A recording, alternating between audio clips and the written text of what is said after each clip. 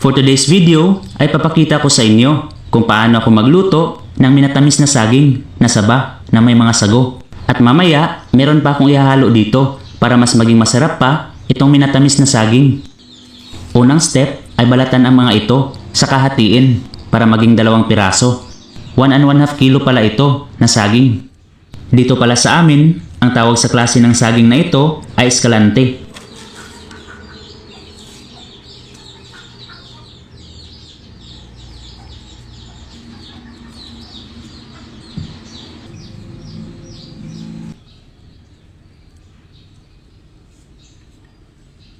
Narito na lahat ang mga hiniwa kong saging.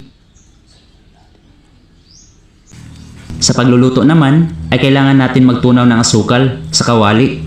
Bali 1 cup ang ginamit ko dito.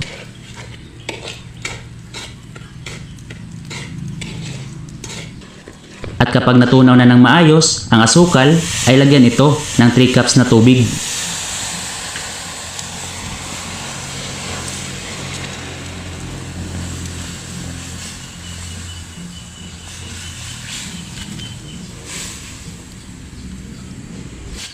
Kung meron kayong tanim na pandan, ay pwede ninyong lagyan. Pero optional lang ito. Pwede namang wala.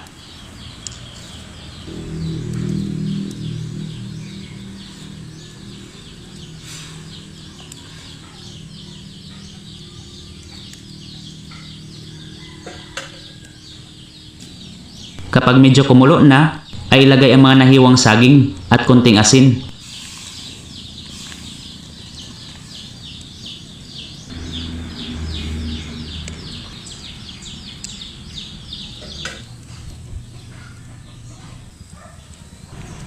Haluin ito ng mabuti, takpan at pakuluin.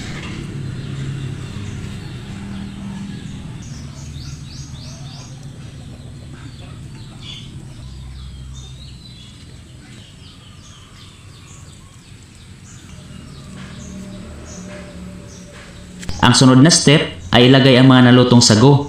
1/4 kilo pala ito. Tiyakin lang ninyo na wala ng puti sa loob ng sago, kagaya na nakikita ninyo sa video.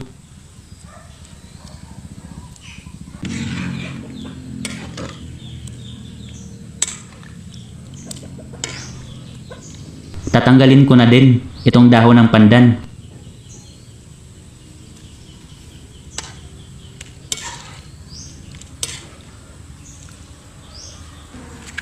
At ito na guys, ang magpapasarap palalo dito sa minatamis na saging ay nilagyan ko ito ng jackfruit jam na nagawa ko nung nakaraang araw. Ang iba dito ay naipalaman na din namin sa tinapay.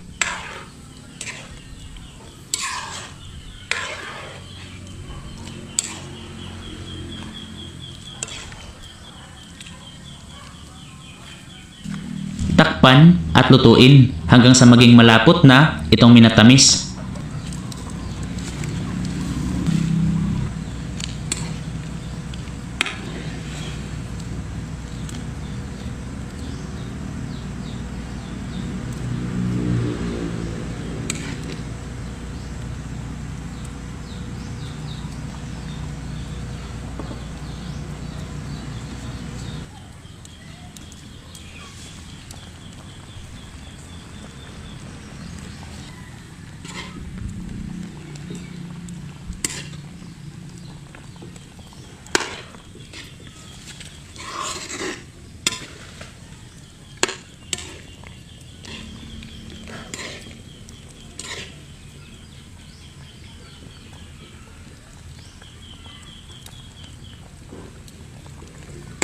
Konting luto na lang at okay na ito.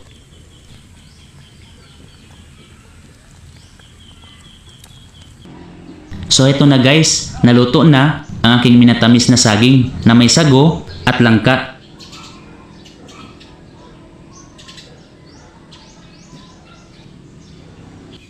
Ganitong lapot lang ang kailangan natin na makuha. Pwede nyo din itong lagyan ng dinurog na ice at gatas. Pero kahit itong plain lang ay masarap na din.